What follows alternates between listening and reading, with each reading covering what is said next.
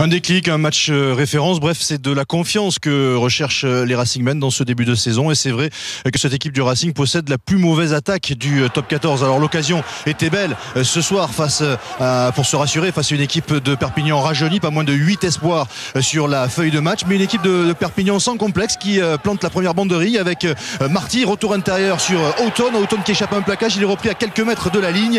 Et ce sont les Racingmen qui se mettent à la faute. Pénalité en faveur de Perpignan. Et c'est ce petit bonhomme d'à peine 20 ans, Tommy Allan, italo-écossais, titulaire à l'ouverture, qui fait partie du centre de formation des Catalans, qui marque les premiers points de ce match. Perpignan mène sur la pelouse du Racing 3-0. Mais c'est le Racing qui domine cette rencontre à la fois en termes de possession, en termes d'occupation. Les Racingmen qui tout de même se heurtent à une très valeureuse défense de Perpignan, et puis une équipe de Racing toujours et encore aussi peu efficace. Alors c'est vrai que sur cette action, les Perpignanais vont se mettre à la faute, et du coup Jonathan Sexton va passer 2 pénalités pour donner l'avantage à son équipe, 6-3 dans cette première période. Mais le jeu du Racing n'a pas beaucoup évolué. Il y a toujours beaucoup d'imprécisions, comme sur cette sortie de mêlée un petit peu chahutée. Ça manque d'huile dans le collectif du Racing, et ça a le don d'agacer de plus en plus Laurent Labitte, l'un des coachs de cette équipe du Racing. Alors pas grand chose à se mettre sous la dent sur cette première période, si ce n'est peut-être cette belle relance, cette belle percée de Jonathan Sexton depuis ses 22 mètres, mais il oublie de servir un partenaire. Entre temps, les Catalans auront passé 3 nouveaux points grâce à Tommy Allan. Ils reviennent à égalité 6 partout.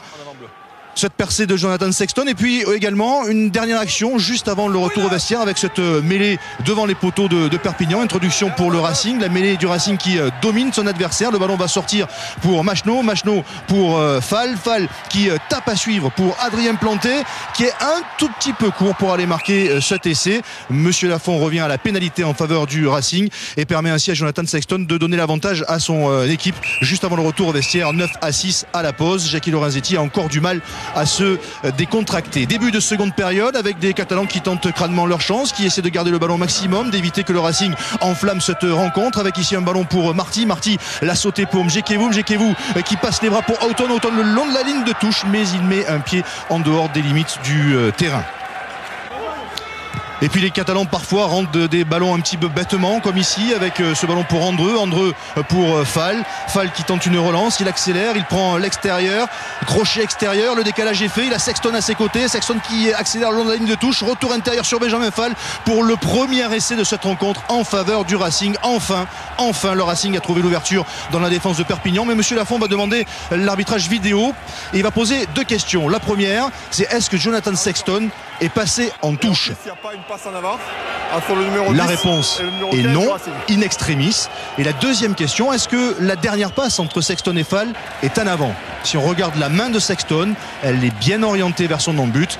Après arbitrage vidéo, l'essai sera accordé au Racing. Le Racing qui s'échappe pour mener 16-6 dans cette rencontre. Ça y est, on se dit alors que le déclic est arrivé pour les Racingmen qui jouent beaucoup mieux ensuite, qui jouent plus libérés, qui multiplient les temps de jeu dans le camp des Catalans, avec des ballons qui sortent beaucoup plus vite. Avec ici Loré qui est dans les 22 mètres de Perpignan. Ballon pour Machenaud, Matadigo qui passe les bras pour Moujati qui est stoppé, mais le ballon est conservé par les Racingmen. Machenaud pour Zarzeski sur un pas quasiment pour Leroux qui est stoppé à quelques mètres de la ligne. Le ballon sort rapidement, il y a un décalage sur l'extérieur, il y a un surnombre. Sexton pour Andreu, ça va aller au bout, mais Andreu ne capte pas ce ballon, et c'est Mjekevu qui surgit pour pousser le ballon au pied une fois, 2 fois. Il est à la course avec Adrien Planté qui est juste derrière lui, qui se rapproche, qui revient et qui retient un petit peu par le maillot Mjekevu.